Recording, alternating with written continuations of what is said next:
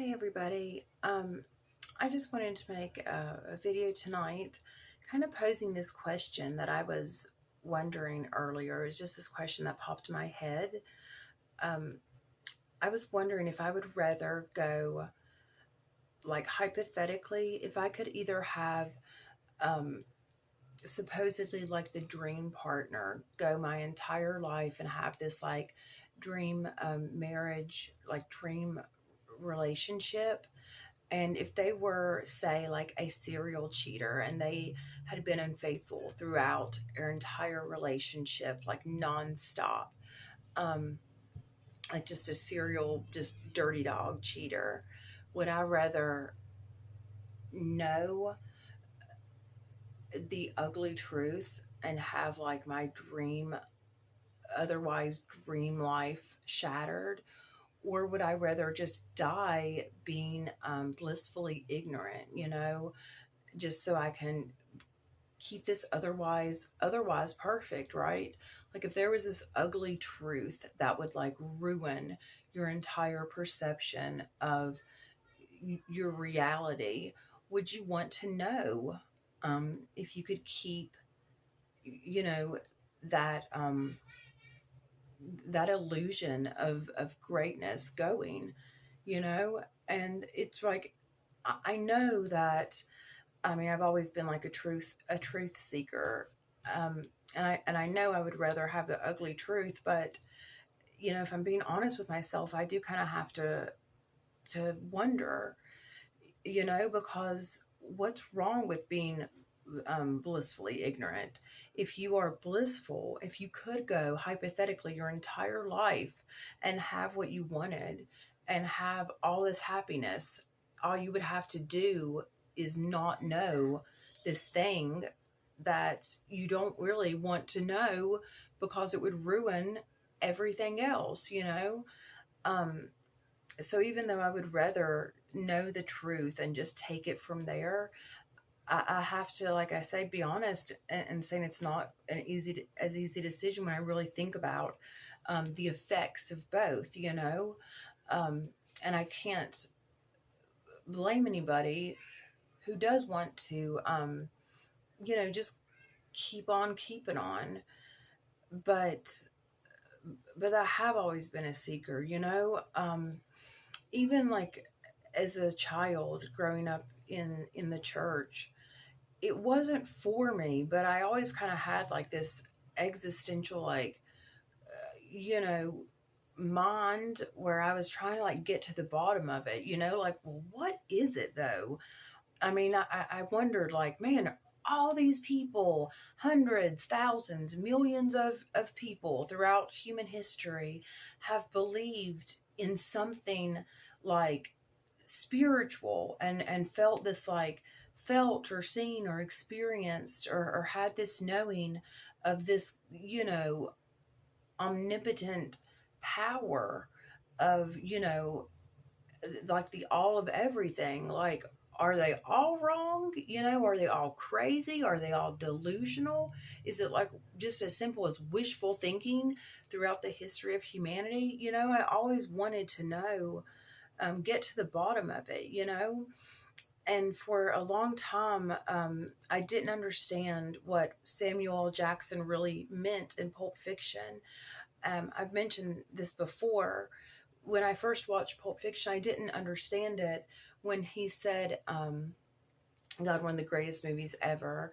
But when Samuel L. Jackson said, it's not about did God come down and like create this miracle, stop these bullets from killing us. Was it God's like hand directly, moving bullets around to avoid us? Or was it about, it was about in the movie what Samuel L. Jackson felt. And I mean, I understood what the scene meant, but I didn't, I could not relate to what he said, because I'm like, I just looked at miracles as that, from kind of a John Travolta standpoint. I had like this non-believer's point of view, and I guess a cynic's point of view, um, and just a fool's point of view, because I had no idea, you know, what it would feel like when someone experienced something miraculous, you know. So I didn't understand what he meant, like, oh, it's about, kind of like the feeling in that moment, like, hey, I felt something extraordinary, something truly extraordinary, divinely extraordinary, um, in my heart, soul, reality, all of it. And, you know, as I'm now, I'm going to be 40 next year, and I have had so much death in my life. Addiction is death. It's the card of death in tarot. And not for nothing. That was something else I used to ponder in adolescence. Like, tarot, what is it to tarot? It can't just be like, oh, just some hippy dippy, silly little nonsense that's in like the newspaper beside the comic strips or whatever. There has to be something more to it. It's not, tarot has a history, right? I don't just think it was like a cool piece of fiction that was like pulled out of somebody's just imagination, like a Harry Potter series. No, no, no, no. There's more to it. I just didn't understand it. So I was surrounded by death for so long. I really was, with addiction, and just kind of that death that I ingested, ironically, to feel something closer to life. Um, I felt this divinity, but it was death. I was feeling the power of heroin, or the power of whatever the drug was that I was ingesting in the moment. Um, but it was a trade. In order for me to feel that power, I had to give up a piece of myself in that time as well, or put myself on the back burner, put myself on pause. And not to mention the people that I have known that have died. Some of them great friends. Some of them, I had two boyfriends die by their own hand. But in some ways, as a result of addiction and mental illness and addiction, drugs were a factor. Not the factor, not the sole factor, but a factor for sure. So I just feel like I've encountered death, and you addiction takes your soul too. When we talk about like celebrities selling their souls and stuff, I think that's kind of an archaic viewpoint, and I'm guilty of it too. In the something in my eye, in the very recent past, before my spiritual awakening, for sure, I was embarrassingly enough to say, like, one of those celebrity people. I loved the gossip. I spent hard-earned money on Us Weeklies back in the day. I was a celebrity fan, and I had my favorites, but I just loved the celebrity world, and I did idolize them. I did look at them as, just not even human. They were more beautiful, more talented, more deserving, just luckier, if nothing else. It's like they were just another species on another planet entirely. But that viewpoint that celebrities have sold their soul, sell your soul for rock and roll or for fame and fortune or whatever, that's an obsolete point of view from my point of view, because it kind of separates us from celebrities. It continues to look at them and put them from that pedestal perspective, because they're just people who have made decisions and have consequences for those decisions. For better and worse, whatever is consuming our mind. When something's really on your mind, that is your soul. It has your soul. And hopefully you've made the right decisions and it's a union, but it still has possessed your soul. And some people, it's like their work, has their soul. And we all give our soul to something. It's just, is it going to be part of the solution or part of the problem? Is it going to be, for higher self, or for, this our ego and this egoic world and this, egoic matrix that we're living in? What are we going to feed? But, it all has our soul. And absolutely, as I've said before, you know, we give our souls to our drugs of choice. A lot of people give their souls to relationships, and I did that too. Um, whatever's on our mind, it's on our soul, and it has our soul, and it possesses our soul. We all sell our soul, and often for a lot less than the average A-lister, or even the average C-list celebrity. So I think it's kind of continuing to look at it from a pedestal perspective, to say, oh, they sold their soul. We all have, to a degree, right?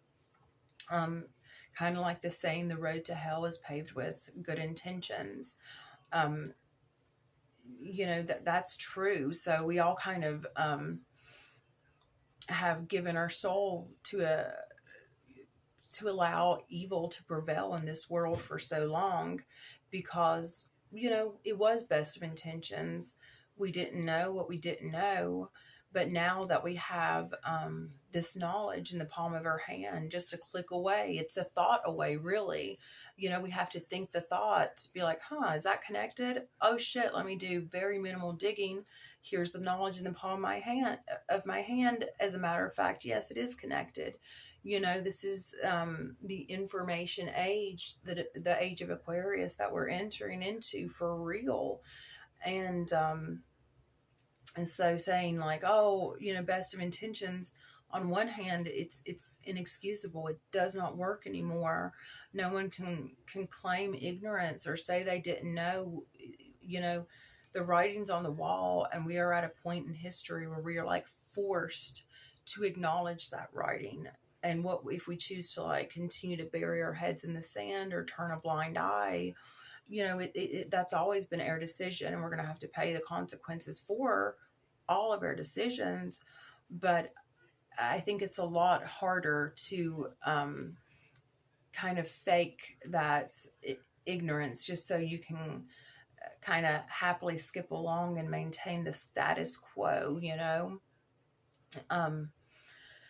and something else I was thinking about, when I had my spiritual awakening. I've mentioned that several times, and I mentioned in a few a couple videos back, like what that felt like with when I was doing 3.5 weeks into my meditation practice of Ho'oponopono. I had my third eye open in a thunderstorm, and I felt it, and I saw it, and I felt that Samuel L. Jackson Pulp Fiction moment. I felt the presence of something divine and beautiful and comforting. It, but for me, it wasn't like an external God. It was myself. My third eye was opening, but I felt like my eyes were kind of opening for the first time. And so I kind of wanted to explain a little bit about what it actually meant for me to have a spiritual awakening from my perspective, because I, even before, for a couple of years, or maybe a year and a half, I'd watched many videos. People talk about, oh, a Kundalini awakening, 5 signs you're going through this awakening, through that awakening, 5 signs you're in a dark night of a soul, how to navigate a dark night of a soul, what is the dark night of a soul, what is an awakening, a Kundalini awakening, is your pineal gland, all that stuff. I watched the videos, but it was like, okay, that's kind of the logistics, the how, and the explanation, but like, what does that mean? And I guess that's that seeker side of me, the person always wants to like know more, and you kind of have to be careful what you want to know sometimes. Make sure you want to know what you want to know, because if you find out, man, that truth can be ugly, that truth can be scary, that truth can be painful, and I am, thank God, at the end of the day, give it to me as ugly as it has to be. Hopefully not too, it won't be too bad. But if the truth is um, just, you know, disgustingly foul, if it is, it is. I'd rather have it than a lie that smells like a rose. But it is, sometimes the truth is, does leave a mark. And so when I had my spiritual awakening, what it meant for me was like my eyes were open, and all of a sudden, not all at once, but immediately in the days, weeks, months, and years really to follow, I feel like it's kind of like in Twilight, strange reference, but in Twilight, Bella is, I think it's, I don't know, one of the, either the first or the second movie. Bella's like writing or journaling or something, and she's like, what if all the stories we've been told are true? What if, the werewolves and the vampires, what if it's true? And I've felt kind of like Bella in that scene more than once. You know, as a truth seeking former atheist, I've had my mind blown because I have found certain truths to be, it's trippy, because at the end of the day, through a spiritual awakening, having that third eye open, it was having the sight of being able to get a little bit higher perspective, a little bit, take a step back from everything that we've lived in this in this egocentric world, and just kind of see it for an illusion. It's like all of a sudden I could kind of see these emperors have been naked the whole time. There is such a thing where everything is energy, right? So there is such a thing as lower vibration and higher vibration, and it's all relative. But there is such a thing as, if you think, therefore you are, and you think you are evil, are you not evil? um and everyone's like multifaceted, but still, you know I swear to God, I'm starting to think, another random reference, Pulp Fiction, Twilight, and now Metalocalypse, the adult swim cartoon for adults. I swear to God, I think Metalocalypse is kind of like a cartoon documentary in many ways. I don't even think it's a lie. I really think that the government kind of works hand in hand with the Pope, and they are like the devil barely in disguise anymore. And I began to call in my own mind, after I had a spiritual awakening. It was kind of in the midst of the Russia Gate. So I began to be like, oh, okay, wait a second. This isn't true. So that's my perspective. That's my eyes being opened. And I'm like, this doesn't sound, it sounds too convenient, right? That you hate this person who is elected president. You hate him with a passion. And so all of a sudden you're just on the verge of having like this bombshell evidence that never quite gets, it was like dangling a carrot over everybody's heads. And it's like, oh, muddying the waters and always on the verge. But it's like, but if you really had something, it would just be presented, case closed, here it is. It wouldn't be like so murky, kind of like,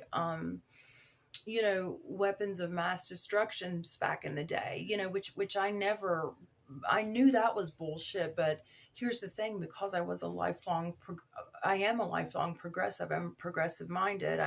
Consider myself fortunate in that way. But I always thought I was a Democrat, right? So I never had any faith expectations. I didn't think Republicans were about anything that had anything to do with love, unity, or progressive ideals.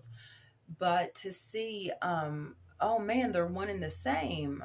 There is no party of anti-war. They are pro-war. There is no party that is for the environment. They are anti-environment. There is no party that is for women's rights, because it's not up to Republicans to take away, to not allow women to have reproductive rights. It's up to the Democrats to nip that in the bud decades ago, years ago, administrations ago, and solidify our rights. But they don't want to do that, because nobody has our back in terms of political parties or candidates or anything like that, administrations at the end of the day. Um, there's good and there's evil, and it's just how we individually, as I can see, choose to align ourselves. And in closing, when I had my spiritual awakening, what really allowed me to see, yeah, I'm going to call it the Matrix, another movie reference, but it's like an organic matrix. It's not, I don't think, like a supercomputer or anything, like literally.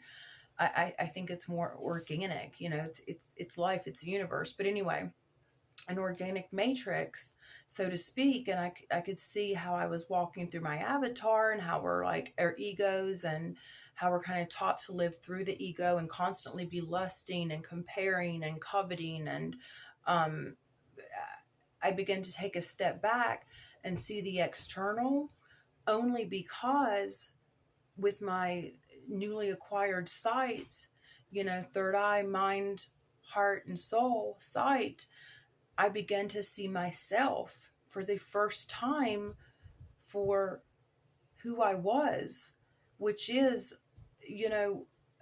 people are not nothing. We're not just, these creatures moseying about, trying to cram ourselves into this fucking rat race. No, we are expressions of the divine. We are, as I've heard other spiritual people say, eternal spiritual beings having a temporary human experience. That means that we are capable of whatever we want. We create our reality. We have that power. We just have to choose to use it and embrace it, and come from ourselves with a place of love. But the love has to come for ourselves first. We have to love ourselves first, so then we can turn it out into the world. And it was not a coincidence. I was like, holy shit. As I began to love myself, I no longer depended on these external anything to tell me who I was, to give me that sense of accomplishment or direction or fulfillment or purpose. I look to the Democratic Party for purpose. Oh, I want to be on the side of righteousness. I want to be on the side of the good guys. I want to be part of the fighting the good proverbial fight. I turned to academics at one point in time, because I wanted to get good grades, and then I wanted that certificate saying, "Oh, I have my bachelor's degree. I've done this. I'm learned." Right? Beauty standards, all of it. I looked to Hollywood. Oh my God, they're more human than human. They're more beautiful, more deserving, more everything than I could ever be.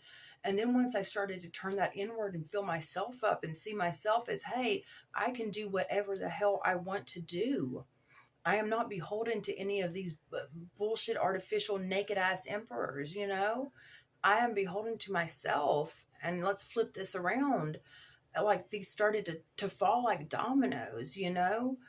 It's like DNC is not shit. Hollywood is not shit. Academia, day by day, more and more, we're hearing, oh, this professor, this study's turned out to be fraudulent. This, even like all of them, like, pick a 3-letter agency, lies, bullshit. It's been exposed. But I can only see that exposure because I have that faith in myself. I feel that piece of divinity inside of me, so I can feel God working through me, so I don't know. I hope, I'm just going to wrap it up there, but y'all have a good night.